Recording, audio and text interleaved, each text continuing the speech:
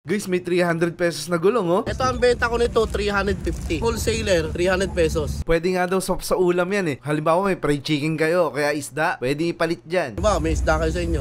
Luto na, lutuin mo na. At magtanong na rin tayo ng rim set. Headlight, 500 pesos lang. 500 pesos. Dito sa Burautan ni Boss D sa Emma Town Center, may Kawayan, Bulacan. Araw-araw po bukas sila, ha, para magtanong tayo. Boss D, yung rim set. Ang presyo niyan, dalawa.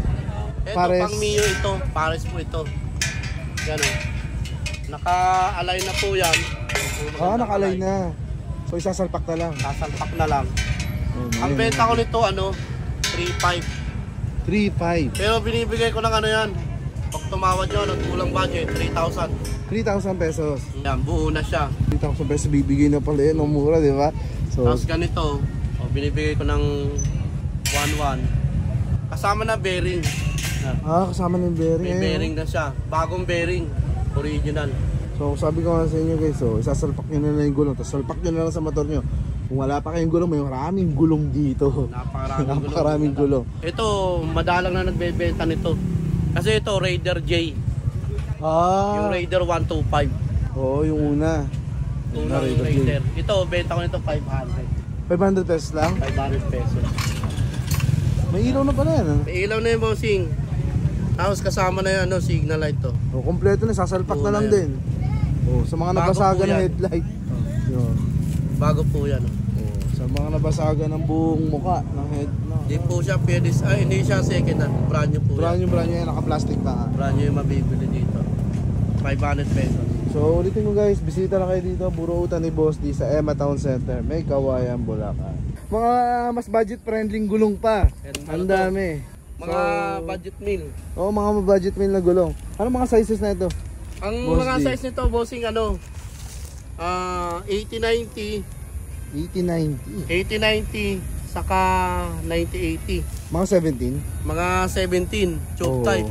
Tube type guys, oh. Ito ang mga gumagamit naman ito, mga mga nagta-tricycle. Ayan. Saka mga may Honda Wave, XRM, SYM, mga TMX. May mga manual na motor guys. Lahat ng 17, mga boss. Oo. Ito, mura ko lang binebenta ito kasi napakarami nito, boss. Ang dami nga hanggang doon sa dulo. Andito na nga tayo sa dulo guys. Meron pa doon.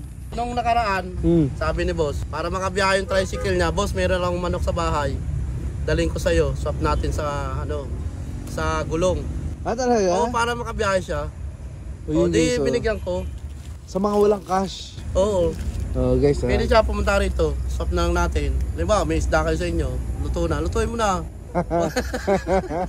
Pwede para pang ulam. Basta mga pang ulam. Madali kausap si Boss D. Ayun naman. Basta marunong makipag-usap, di bibigyan natin. Kita nyo na guys, hanapin nyo na si Boss D pagdating dito sa may napakarami Kawayan. niya Hindi naman natin maubos-ubos yan, may hakutin pa ako. So may darating pa pala, hindi kayo maubusan guys ha. Gusto nyo bilhin. Pa yan, napakarami pa. Kung gusto nyo bilhin yung buong toda, eto, dito kayo pumunta. Ang buong toda nga. May mas mababa pa rito. Ito mas mababa Ito naman mga 14, pang Mio din. Kaya lang siya, tube type na pang Mio. Tube type yan. Na 14. Ayun ang size niya 70-90 by 14. Ayun guys, Yan, tube type. Yan. Ito magkano naman to, boss? Ito ang benta ko nito, 350. Yun, 350 naman to guys. Sa mga wholesaler, so magbenta nito, 6 pieces pataas. binibigay ko ng 300 pesos. Kita nyo Ang guys, isa. pwede nyo pang tubuan to. 300 pesos lang isa. 300 pesos. Kita nyo na. Meron naman siyang D7, yan. D7 ang size. Sa mga Honda Wave naman, mga pangunahan ng Honda Wave, saka ayun, nabura na yata. 6090 by 17. Rin siya, 350 din.